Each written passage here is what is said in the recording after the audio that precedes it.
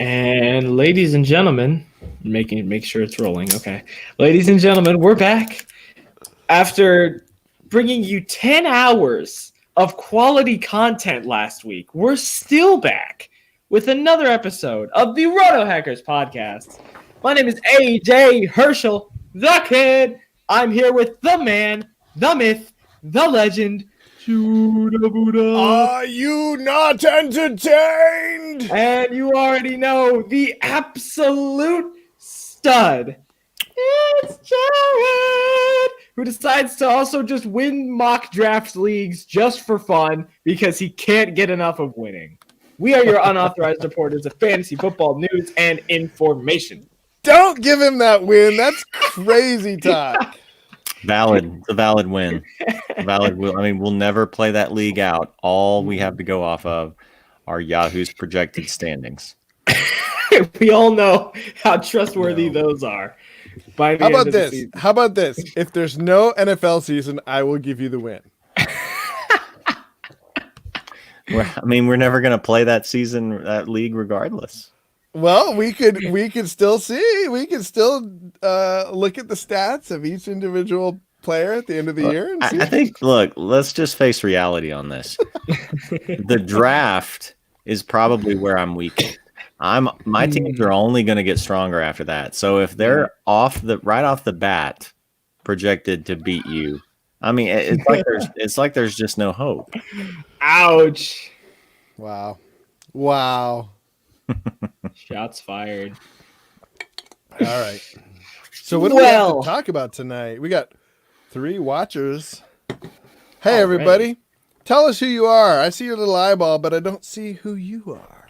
Why is that up? I don't know. I was just trying to see what it looked like. No. Kind of looks like we're having a mattress sale. Yeah, kind of does. Memorial Day mattress sale. So how about we start with this? So it's taken, I think 3 days, and the draft's kind of like cooled down in everybody's minds. So it's after the draft. First reactions after the draft once again, like what are you thinking? Has anything changed? Any thought processes that you've gone through? Anything you've noticed that you like more? Any of that stuff? I mean, for me, with the Colts, I just love their draft the more I think about it, especially with Eason. Because, I mean, the other guys, people know what the Colts were getting with DeForest Buckner, even Michael Pittman and Jonathan Taylor. I mean, I think there's kind of a consensus that those 2 guys would have probably been first-round picks most other years. But I think really the way the Colts capped it off was with Eason being able to get that amount of raw talent there at pick 122 when the Chargers had to take a guy with probably about as many question marks, Justin Herbert, at 6, and the Packers took Jordan Love, I think, at 26. I mean, the value for them to be able to get that there, I would rather have him there. If you gave me the option of trading Eason plus those 2 second-round picks to get Herbert, absolutely not. Absolutely not. Or Tua or Love. You wouldn't take Tua? Injuries scare me too much. So the only way that I would be willing to give up what they got would be maybe for Burrow, but apart from that, and you had to have the number 1 pick. Cincinnati wasn't going to trade that away. So I think the Colts did, as well as they could have possibly done without having the number 1 pick. So that's for the Colts. Yeah, that's my takeaway. Oh, and they signed Rodrigo Blankenship. Yeah, I saw that. Yeah, as an undrafted free agent. And they signed Chase McLaughlin, the guy who filled in San Francisco for Robbie Gould for a chunk of the year last year, and he did very well with the Colts down the stretch. And so they extended him. I can't remember how far, but I thought about that, and I thought, I would really love for them to draft. Part of me would really love for them to draft Blankenship, but they got McLaughlin. He seems pretty good. And so now it's just kind of the best of both worlds, to where they can have him come in and compete. So. Yeah, Colts kind of killed it just in everything. Draft, post-draft. It was just 100%. Judah Buddha, what about you? You know, I'm a little more worried about the Love pick. I love Love, but I'm seeing reports that are saying they desperately wanted a quarterback, and I'm thinking, why? What? They must. I'm worried that they're not getting along with Aaron Rodgers, and that's a problem for me. I love my Packers, but I like them. I love Aaron Rodgers as part of them, and I mean, he's not going anywhere unless they trade him. And what's the market for a 36, 37-year-old quarterback these days? You know, Ask I just Tampa. don't understand. Yeah, I just don't understand. Oh, yeah. Well, that's true. But I just don't understand what they're doing, and I'm a little shook. I'm a little more shook than I was when it happened. I wasn't mad at all. It's just the post analysis is really starting to get to me. I'm starting to think, just hearing these things, starting to think, all is not well in Green Bayville. But I still think Herbert is trash. Did you see that who they wanted was Tua? Oh yeah. And when Tua was gone, I mean, they he were would never have been a perfect fit there. Perfect. In Green Bay. No, I'm talking about going back to to the Chargers. Oh, okay. Well, yeah. I mean, if they wanted him, that bad, they could have traded up 2 spots. Yeah. I just don't think people know how bad Herbert is. I went back and watched some more tape and some. So the guy, what was it called? I forget what it's called, but the guy I can't remember his name. He grew up in Oregon. He grew up knowing, like. I think. Are you talking about? Is he a YouTube guy? Yeah, real controversial sports. Yeah. Curly hair. Yeah. I've seen his stuff. Yeah, I can't remember his name off the top of my head, but I was just actually watching him a little while ago. But he was talking about rating Eason as a better prospect than Herbert. Wow. Which, I mean, some of his stuff is, I think, pretty good. So he's basically, to me, he's like a NFL scout. The way he just studies everything. Like, obviously, he's not, right? Because he's not hired as one. But, I mean, he's as good as we're going to get on YouTube, you know? What is it called? It's called Real Controversial Sports or something. I don't know. Anyways. So what about you, AJ? What do you think? Well, there were kind of 2 things that I was thinking about as after the draft was like over, and it was okay. So the Bears picks were almost non-existent, or 3 things. 2, the Patriots picks were almost non-existent. They just kind of just traded back for half the draft, and I think they're stacking up picks for next year, which I'm totally in on. But the thing that I noticed, I said last year, and I didn't phrase it well, so let me phrase it better now. Last year, Aaron Rodgers was the leader of the Packers, but Aaron Jones was the workhorse. He was the one who scored the touchdowns, got the yards. And yes, Rodgers had 2 games where he would throw for 400 yards. But for the most part, when it came, especially in the red zone, Aaron Jones is the one who got it done. Who was throwing to Aaron Jones, though? No one. He decided to run it himself. Or, okay, congratulations. You can dump it off 5 yards. I'm pretty sure Jake Locker can also do that. You dumped it off 5 yards to Aaron Jones. Jake Locker wasn't in the playoffs.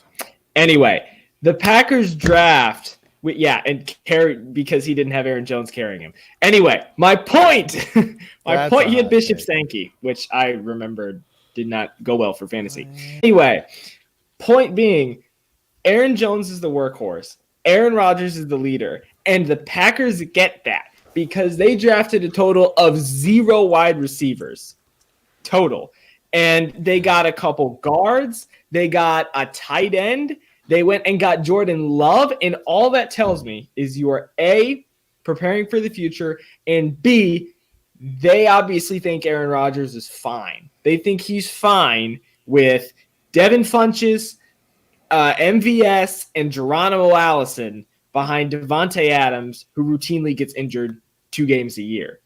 They think he's going to be perfectly fine. And this is a team that in 2 halves to San Francisco in the first half of both games got outscored 50-0 in both games, 23-0 and then 27-0. They think he's fine. They drafted for the future. I think they're giving up on Aaron Rodgers. They didn't. He wants skilled position players. The coach said, no, I'm not going to give you skilled players to help you. He's focused on the run game, and that was my biggest takeaway after the draft, after the dust settled on everything, I'll say. Well, that's a hot take. It is. He isn't. Yeah. He's no Trubisky, but you're right. They might be kind of souring on him. Yeah. The YouTuber is called Strong Opinion Sports. Strong Opinion Sports. Yeah.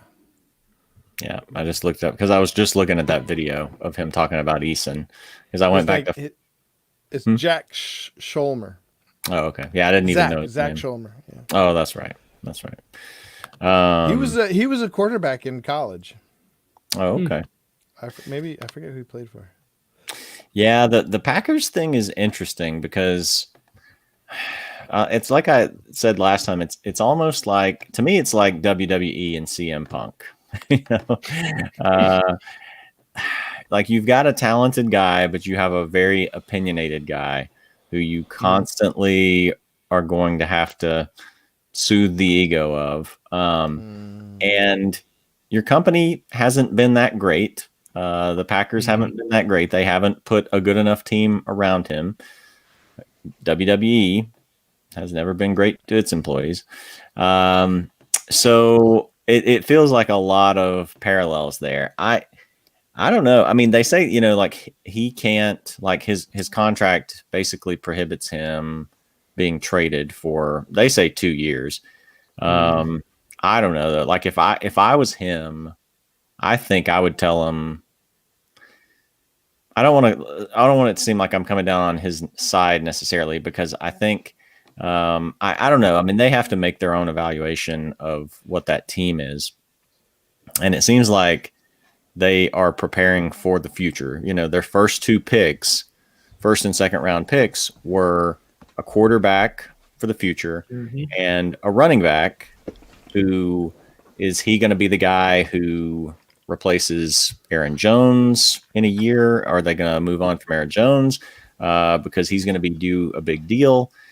You know, it seems like they're prepping for the future. So, I mean, not only did they really not give Rodgers any help on offense, they finally drafted a tight end in the 3rd round. We, you know what we've said about tight ends before. You know, it's no secret that tight ends usually take a couple years to develop. Yeah. So their first 3 picks were guys who are not going to contribute, most likely, until 2021 at the earliest, maybe 2022 for 2 out of 3 of them. And so after that, you've got a 5th round pick, 3 6th round picks, and 2 7th round picks. A lot of those guys never even, you know, make your rosters. So if I was Rodgers, I don't think there's a spot for him this year. I don't think there's really much of anything he can do contract wise. I would tell him though, okay, this is it. Last year, trade me next year, or I'm taking a year off. And then, you know, just basically force their hand, because in a year from now, you know, he can basically set it up to have somewhere to go after that and have his own sort of little Tampa situation like Tom Brady. The clock is slowly ticking on the Rodgers-Packers relationship. It might be ticking at a medium pace even. Yeah. We'll see. And he hasn't really said anything yet, so when he comes out and says something, it might speed up even more. We'll see, you know. You know, what's interesting is he did come out with something controversial where he was talking about COVID. Did you see that? No. He's like, I'm not going to be one of those celebrities that something mansion, something, you know, like tries to talk people. I can't remember. But it's basically saying I'm not going to be a celebrity trying to tell everybody to calm down from my mansion, I think is what he said. Yeah. And one of the interesting things, even from the Packers draft, is the running back that they took, A.J. Dillon. He's not a pass catching back. He can, but his thing is he is a hard hitting, I will truck you, Mr. Linebacker, running back from Boston College. Which is why a lot of people are worried about his long-term status, which makes it interesting to see what they're going to do with him and Aaron Jones, because there were questions on whether Jamal Williams was still going to be with the Packers if they drafted someone. So that just shows me even more. They're even more committed to the ground game now than they were before. Yeah. Well, and Aaron Rodgers' fantasy output could be a disaster. Like if that guy's maybe gets goal line touches and Jamal Williams still gets some receiving work. I mean, Aaron Rodgers or Aaron Jones? I'm sorry, Aaron Jones. I agree with you. Yeah, I mean, it could be. There's no way I'm drafting him in the first round. I don't know. I don't know if I'd be drafting him in the second round. One thing that's been interesting to me is to see how highly ranked people have put a lot of these rookie running backs. Or maybe haven't downgraded some others as much. Like Aaron Jones is still number 9 in the Yahoo rankings. But they put Kansas City's new, and these are the Yahoo composite rankings. But like Jake Seeley of the Athletics, his are similar. I don't think I remembered to look at Matthew Berry's, but the Clyde Edwards-Helaire, the Chiefs running back, is in. They slotted him in at 14, one spot ahead of Todd Gurley and 2 spots ahead of Chris Carson. That seems extremely high to me. That's crazy. When you don't know how much Damian Williams is going to be involved, I think he's going to stay involved. They put Jonathan Taylor in at 19, which is a little bit better, but they still put him ahead of Leonard Fournette, Le'Veon Bell, guys like that. That seems. Bell's not even in any kind of committee, is he? No, well, he's just in New York. So yeah, but I mean, with Taylor, I mean, Green Bay and Indy feel like they're going to have maybe similar running back situations. Where you've got Mack, you've got Taylor, and then you've got Hines on passing downs. And I think they're all gonna be involved. Marlon Mack's in his last year of his contract, and Taylor's had 300 carries for 3 straight years. I think the Colts will still utilize Mack on early downs some, and to maybe give Taylor a little bit of a break, let him kind of get used to the pace of the NFL, and then still Hines on third down. There's no way I would draft him there. The first one that I see, like in Yahoo's composite rankings, that kind of makes sense is Swift, who's the 27th ranked running back. And he might even be a spot. They've got him behind David Montgomery, so I don't know. He might be a spot low there. But anyway, that's, I guess, been my takeaway of like the, expert, quote unquote, expert rankings is, man, they're really ranking these rookie running backs pretty high, even when they're, in systems with multiple other guys. Yeah, that sounds a little crazy to me. It's going to be interesting to see how many running back duos and committees there are going to be. Because personally, I think duos can be really good for running backs sometimes.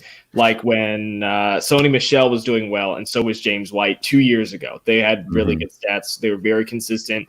At their best, when Gordon and Eckler 2 years ago were doing really well together, that can work out. So I think some of the running back pairs that you can find can also be really, really good and beneficial and make both players consistent. They may not get 30-point games every so often, but I feel like they have a lesser chance of getting 7-point games. But it's the committees that scare me, the Chiefs, the Ravens, the Colts, etc. Those are the ones that I'm really worrying about come the next season. Yeah. I wonder, what do you guys think about this? I think the league is going in a different direction with their running backs. I think they saw what happened with all these big name running backs, and they're thinking, you know what? What's a good way to keep the limelight off like just 1-star running back, and to keep him healthy. Committee, let's start collecting running backs. Let's play a little bit. Let's play the Moneyball game with running backs. Just get a bunch of them. Just kind of like fantasy football. Get a bunch of them. If one of them goes down, we got another one. Yeah, the NFL's adopted the fantasy football model on running backs. Just collect a bunch of them. Yeah, you may be right about that. That's a good point. Yeah, it's scary for fantasy. Yeah. Well, it definitely pushes guys who are in a bell cow sort of role up higher. I think even if it's some of the guys who may not necessarily be in either the best situation or may not be the best running back or whatever. I think that's one of my takeaways from the draft is some of these guys that I might have slotted lower prior to some of these other committees forming are suddenly now, moving up the ranks. And then plus too, just some of the things that happened, like now I would value, now that Breida's gone, I would value Mostert a lot more in San Francisco because they got rid of Breida. They didn't really take another option. And Tevin Coleman is a straight line runner.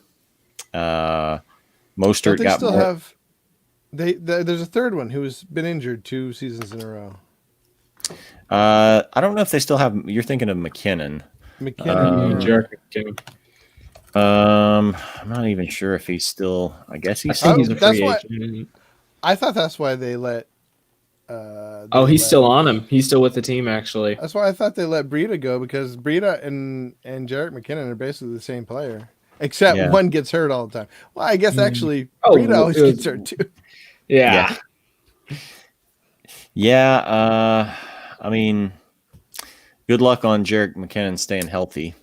But yeah, I mean, guys like him, Miles Sanders, his situation looks better now. He's one of those guys that I think has definitely pushed up my draft board because Philadelphia didn't draft a running back behind him. I know they've still got Boston Scott, but I don't know how much Boston Scott's going to take away from him. And they did get, a couple of guys like Goodwin and Rager to kind of stretch the field a little bit more. So I like him. Eckler, who I've always liked, the fact that the Chargers, they did draft a running back in round 4. That doesn't scare me that much. And regardless, I think whether it's Tyrod or Justin Herbert in there, they're going to be dumping the ball off a good bit. So there's some really attractive running back options, like about the top of the 3rd round, where you've got guys like, at least so far where they've gone. We'll see as we get closer to the season, like Eckler, Gurley, Miles Sanders. I mean, you might be, if you're in an auction draft, especially, you might be, better off taking, say like a receiver like Michael Thomas or Devontae Adams, and then getting like 3 guys right at the top of the 3rd round, and seeing if, one of those guys can be one of the superstars this year. Because you look back at last year, you look at all the 4th round picks who ended up going in, sometimes the top 5, top 5 finishers like, Derrick Henry, Aaron Jones, and then you've got some lesser guys on down, but still good players, good seasons like Josh Jacobs, Chris Carson, Mark Ingram. And so those are really the rounds where, once you start getting into about the 4th, 5th, 6th, those are the rounds where you can find some guys who can, end up being like top 5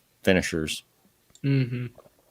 Here's the interesting thing, though, especially talking about running back committees and everything. Like you guys both know I'm high on Tampa Bay, and I also think that Melvin Gordon's value also goes up as well, depending on what happens with Lindsey.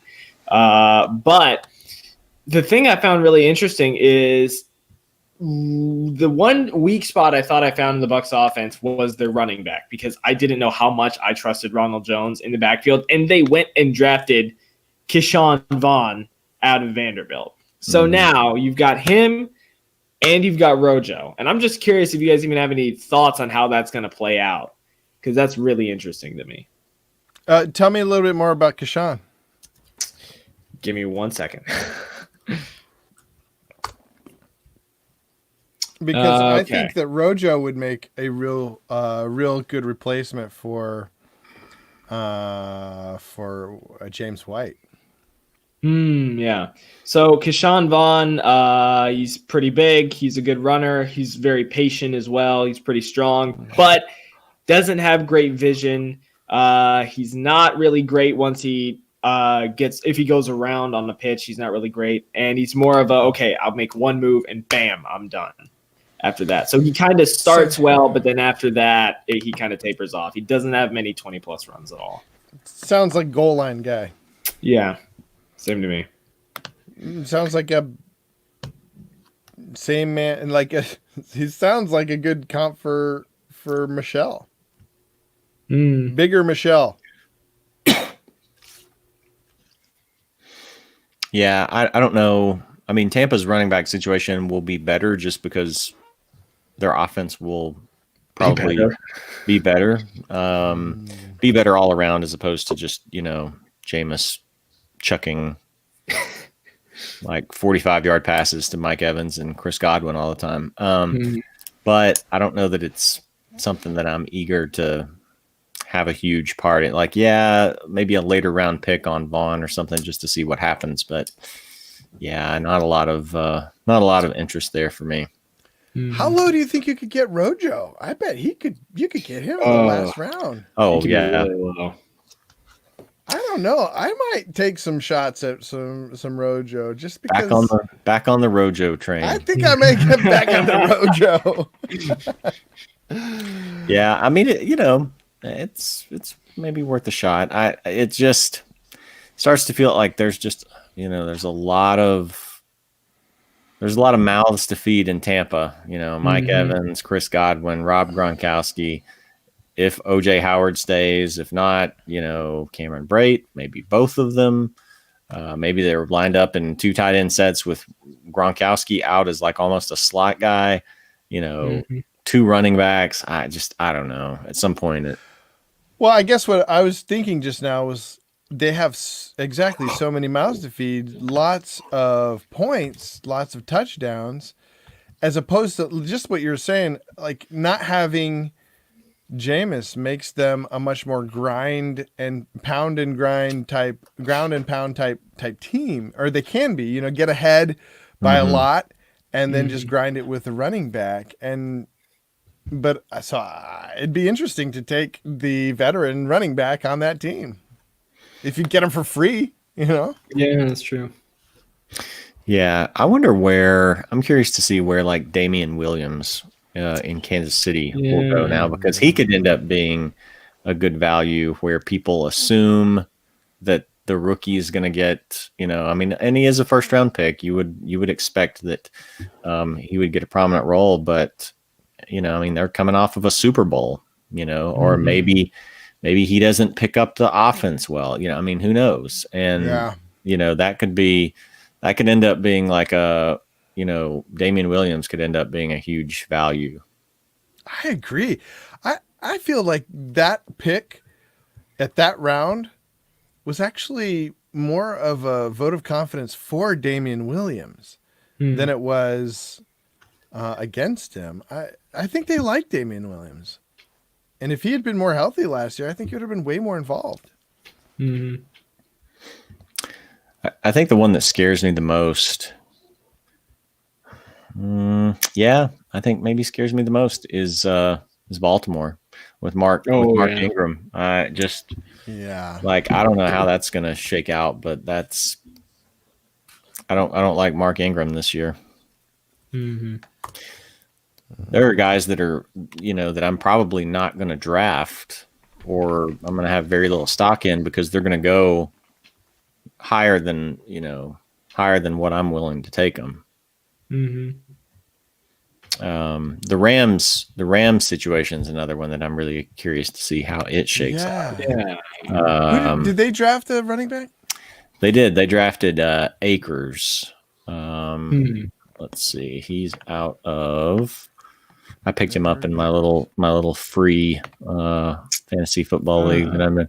So Florida State. That's right. Yeah. Seminole. Mm-hmm. Yep. Yep. Hey, he knows college nicknames. There we go. Yeah, that needs to be one of those givens. He needs to know that one. That's like. Hey, at least I'm to the given level. When you're a fantasy, when you're doing a fantasy football show, you need to know that the Seminoles are the Florida State mascot. This is like spelling your name right on your test. Yeah, Malcolm Brown, Darrell Henderson, and Akers. How's that gonna? I have no idea. I have no idea how that's gonna work out. I'm putting my money on Henderson. I like him. I like his talent. Yeah, maybe. I mean, maybe he takes a jump in year 2. He just didn't really do much to impress. Although Melvin Gordon in year 1 didn't really do much to impress. I am interested though to see how Akers does, because he had a very, very good combine. He had a very, very good combine. Yeah, and he doesn't have a lot of weaknesses either. There's like ball security, and some people think he runs into hits too often, but he's really tough. He's got a 6 spin move. He's got really good vision as well. So I think he could be really good. I think there's a little bit of danger there. My experience with rookies that do really good in the combine is it takes them a while to get the playbook. Everybody's excited about them, but like think about Henry, did awesome in the combine. Didn't really come into his own till the end of the season and the next season. Takes a while to get used to the play, but gets used to the NFL. You think. This is me reading into minds and stuff, but I imagine if I'm really awesome physically, right? Then playbook, whatever. I'm just gonna go out there and kick some butt, Or maybe there's that approach. I don't know. It just seems like people that do really good, people that struggle in the combine, Mixon, Cook. These are people that ended up being really good off the bat. Yeah. Go ahead. Sorry, go ahead. Oh, no, I was just going to say, it also depends a lot on where you end up, too. Like, what's the location? Because a lot of people, if you're taking a running back, that might mean you have a running back problem, and that worries me if you have an offensive line problem as well. But, I mean, the Rams have a solid offensive line, and especially in the sense of Akers, since there's already 2 other guys there, quote unquote, in front of him theoretically. I think he could be a sleeper if he takes over the backfield. It's a big if, though. That is big if, but yeah. I was thinking back through all my little Venn diagram circles of like trying to find the sweet spot for a running back, where they all overlap, where you've got like the workload, you want them to be the uncontested number 1. You want them to be in a good offense that's going to give them plenty of opportunities to score. You want them to be talented, although I bump talent down probably more than most. You want them to have a good schedule and a good playoff schedule on top of that, You want them to not be injury prone, because Dalvin Cook's great, but can you count on him being healthy? And so, so you've got like these, at least like 5 things right off the bat of like trying to find where it overlaps. And man, it gets tough. Like once you start doing those, it starts getting down to a short list of guys that you really want. Who fit all those Venn diagrammy things? Well, that's why we don't have like that. I think that's why we have like clear, first, second, like I'd say like a clear top 4 or 5, when it comes to running backs, because you've got, Saquon Barkley, who's extremely talented. I mean, now we have a little bit of concern with injuries now, but very talented. He's in a good enough offense. Uncontested number one. Of course, McCaffrey, Ezekiel Elliott, Henry, Dalvin Cook. Nick Chubb, maybe. I don't trust Chubb because of Kareem Hunt. I mean, they like to use Kareem Hunt a lot in the red zone last year. And, Chubb really, like, he kept getting 100-yard games, but he wasn't catching passes, and he wasn't getting, I think he had like 2 touchdowns over the last 8 games or something crazy like that. Yeah. So Chubb even scares me. Alvin Kamara scares me. So really there's about 5 running backs, or five first round running backs that I feel good about. And then there's guys that I would, that I don't feel as good about until you start getting to more of those like 3rd and 4th round guys, where I kind of, last year we've talked about this some, like last year was a terrible year for 2nd round picks. Yeah. There were just so many guys that were either busts or just didn't live up to expectations in the 2nd round.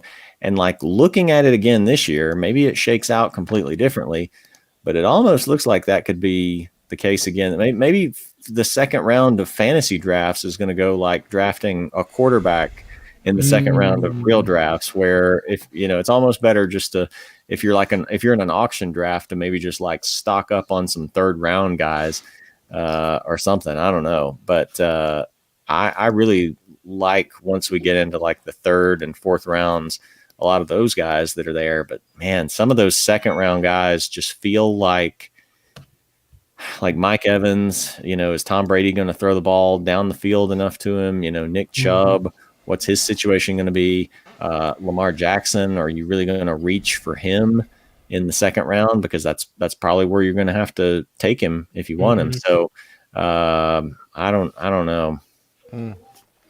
That's what makes auction drafts fun, though, is that you don't have to, if you get like in a snake draft, you're going to have to either take one of those guys or reach for someone that you could otherwise get in the 3rd round. But if you do an auction draft, you can take a guy who's going to be a top 5 pick. And then, rather than a 2nd round pick, maybe you take 2, maybe 3 guys that would be 3rd round picks. So that's part of what makes auction drafts so interesting, and why I like doing a lot of those. Are any of you only have 10 minutes left, Herschel? All right, let's wrap this up. Well, interesting. Well, you guys can keep going. What's it called? FM in the chat says Le'Veon Bell. I think that's a good point. Like, as you were talking, Jared, I was thinking through, and I think so. Zeke has gone up in my estimation. Gurley is 1st round for me now. He's 1st round. 1st round, really? Yeah. Gurley, Saquon as well. I mean, these are people that are going to have the backfield to themselves. I think that's super is exactly what we've been saying, is super value. What I want to do, though, my next project is to go through and look at the defenses they'll be playing, the schedule, because I think that'll make a big difference. Oh yeah. I think we should do rankings soon. Now that we've seen the, reevaluate our rankings, I think I'm going to have Gurley in the 1st round, depending on his schedule. But I mean, he's in an easy division, so I don't know. I guess not too easy, right? Gurley? He's got Tampa, who statistically was great until Jameis threw another pick. And then you have the New Orleans Saints, which is still really good.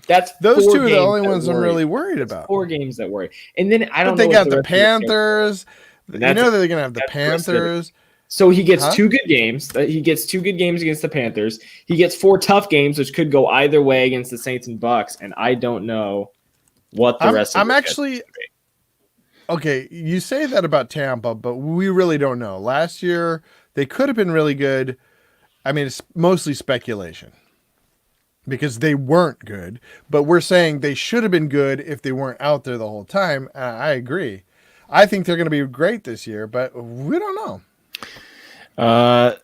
I'm probably going to add some value to whoever is playing Jacksonville in the playoffs. Yes.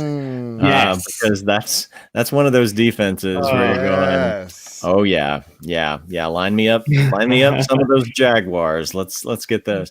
I'll have to look through some of the others here. I think some of the others, it's a little harder. Last year we knew like the Dolphins defense wasn't going to be good.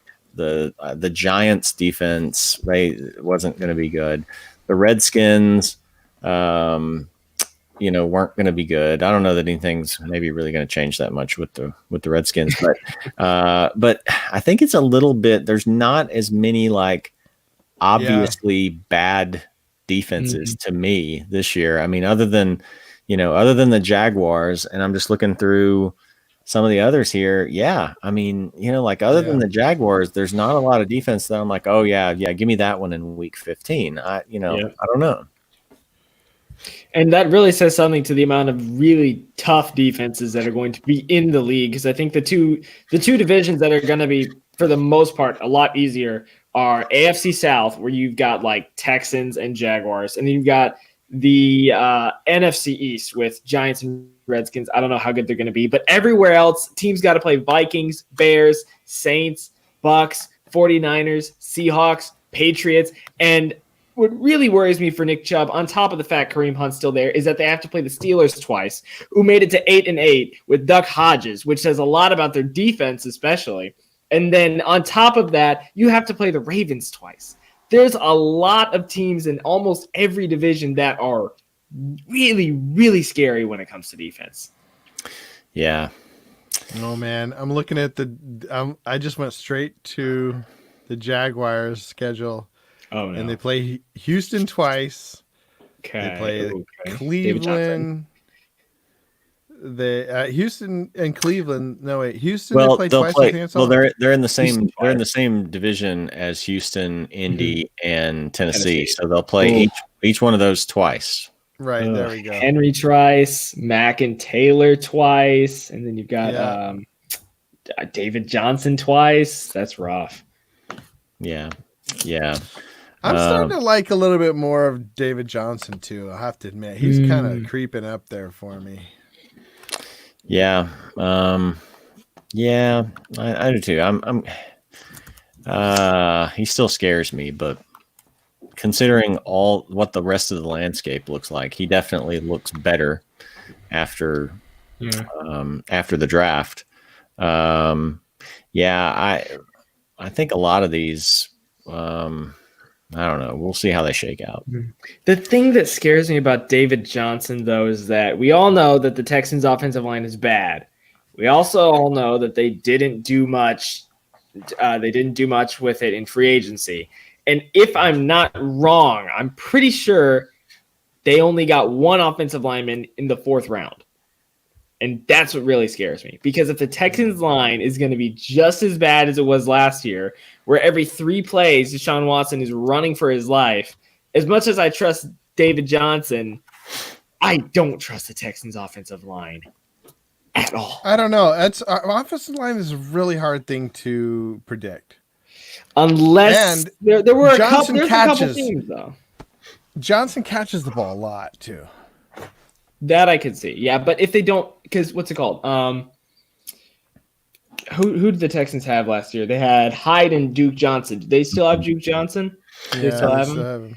Well, see, David Johnson's injury prone. They're probably not going to want to play him the whole time. It really worries me. It really worries me. Duke Johnson, though, is tiny. So he's a scat back. Hey, look at this, though. Look at this. The Buffalo Bills. They played Miami, which I don't know what their defense is going to look like. The Jets. Of course, like they're going to play Miami. They're going to play Miami and the Jets, right, twice. And so who do they get from another? I guess they get the Broncos. Well, they'll get the Patriots twice too. Yeah, they get everybody in their division twice, but I was looking to see who is getting it out of Broncos the and division. Steelers, that's rough. And Seahawks shouldn't be that bad of a defense. Yeah, that's a scary schedule for me. That's frightening. I don't know. There isn't a such thing this year as a not scary schedule.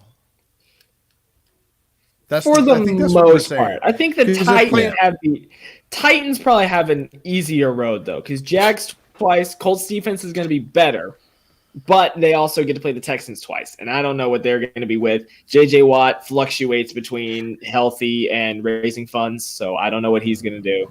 So Henry, I think, probably has maybe one of the easiest schedules. Also, maybe Saquon, because I don't know. Cowboys were inconsistent. Eagles front seven is actually pretty good, though. But then the Redskins are a cakewalk. So I think Henry and Zeke probably have two of the easier schedules in terms of division rivals. That could be. Yeah, I'm wondering maybe in terms of like inside your division, what are the easiest schedules? I think off the top of my head, yeah, I would have to say NFC East, where like a team like the Giants, where you do get the Cowboys and the Redskins at least, and we'll see what Philly looks like. And then maybe the AFC West, because Kansas City's is pretty solid, but I don't know that the Raiders scare me. The Broncos, they scare me a little bit. Maybe. I mean, they'll have old. That is true.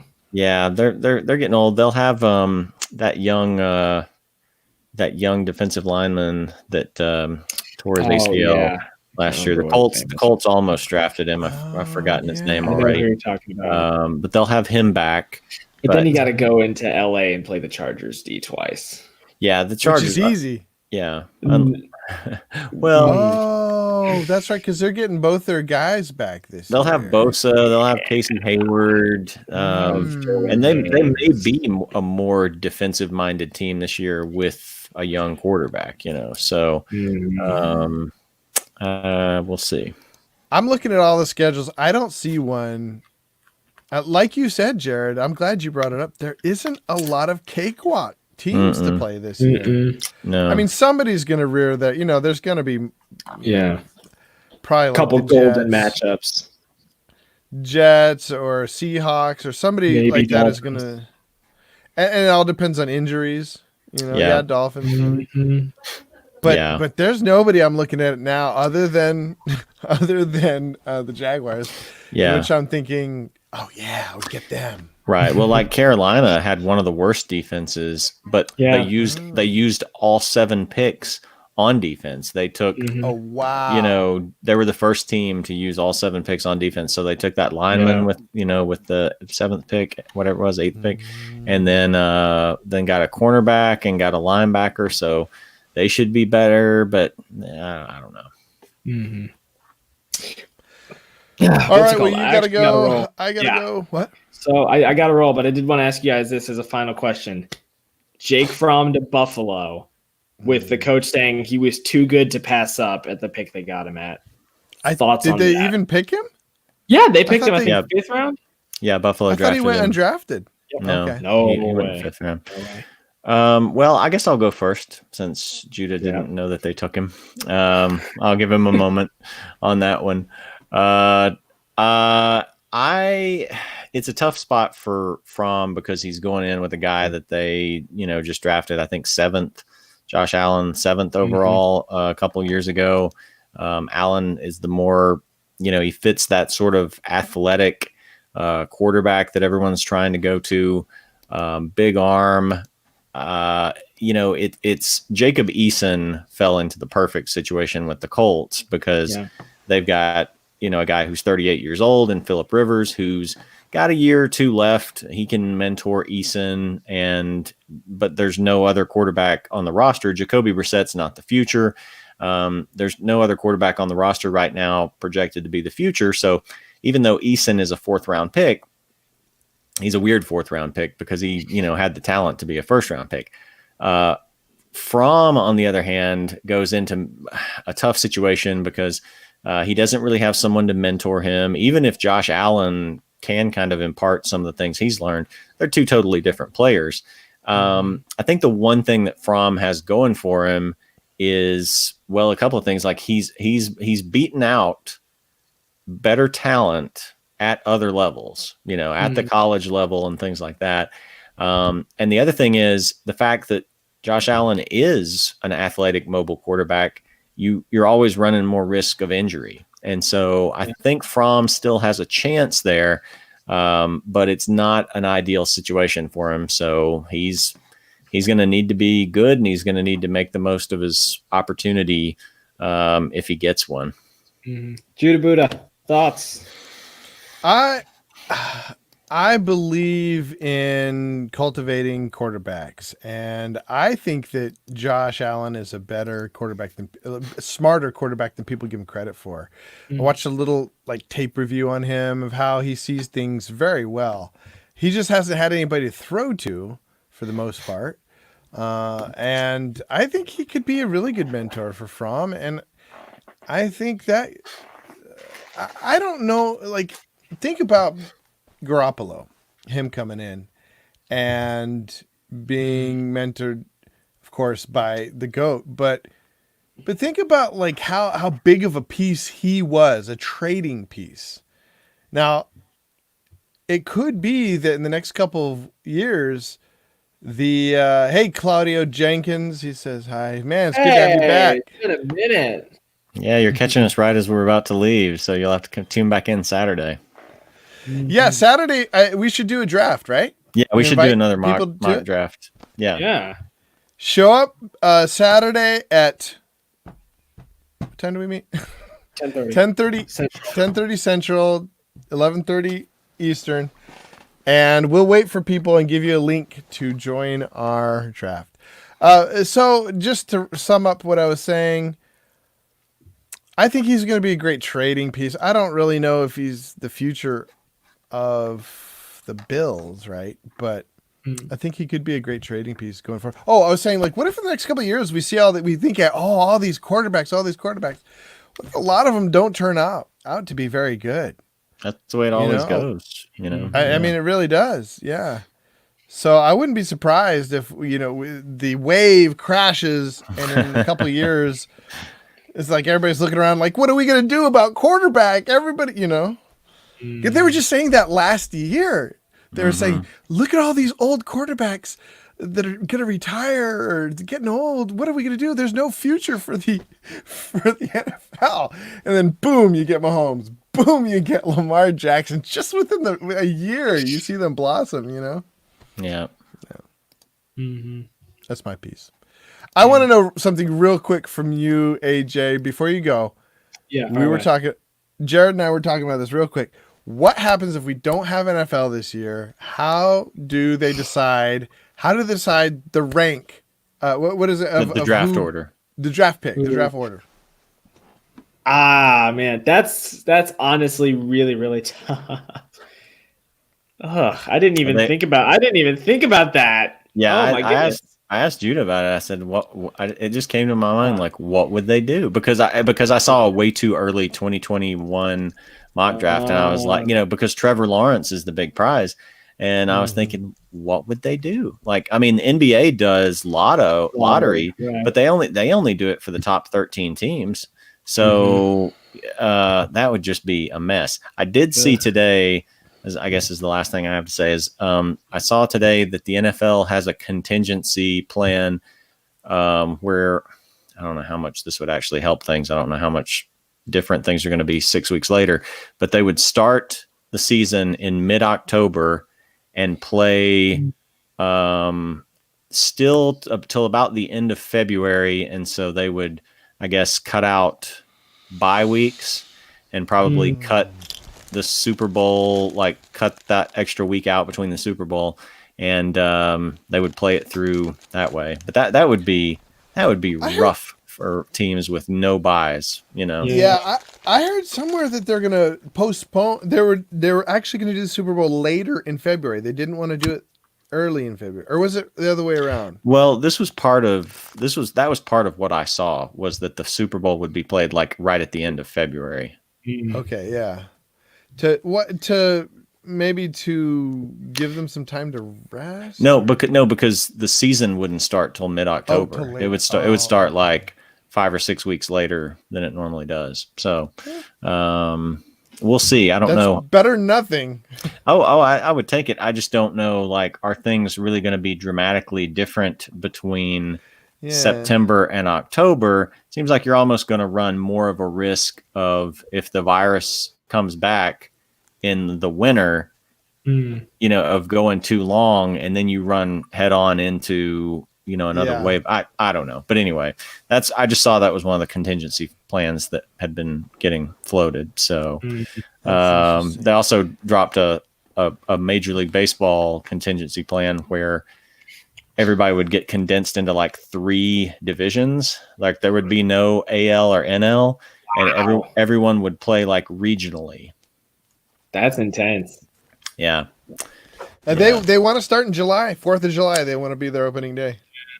Yeah. Well, I think this even said like late June, but yeah. Oh, wow. Yeah. So lots of crazy, possibilities. Absolutely. Oh, Claudio says in the mock that are. Oh, in the mock draft, what are the chances you take Derrick Henry first round? I'm not going to take. Well, he is creeping up. I mean, after that draft, Derrick Henry's looking a lot better. 4th overall for me. Yeah. Wow. Have to think about it. All right, guys. Well, I'm out of here. Yeah, I think we all need to go. So. Yep. Okay. Well, I'll go ahead and end this off. Ladies and gentlemen, thank you for tuning in to another episode of the RotoHackers podcast. Claudio Jenkins, thanks for coming in. We hope to see you Saturday for our mock draft. All of you guys. Oh, yeah, everybody, especially if you're watching late. Come in on Saturday, 10:30 Central, 11:30 Eastern. And I'd just like to leave you with this because, yes, I'm that petty. Judah Buddha asked, all those touchdowns Aaron Jones is getting, who's throwing them to him? Well, I'd like to point out that Aaron Jones averaged 1/10 of a receiving touchdown the entire year and 1 rushing touchdown the entire year. If you like a 1/10 of a point every week from Aaron Rodgers, there you go. I mean, that's pretty high for a running back, but whatever. Is it though? Is it though? Yeah. Is it though? That's high. We'll leave you on that usually note. Get 11th of a touchdown. Yes. I've seen the stats. Yeah. All right, guys. What do they say? Stay positive, test negative.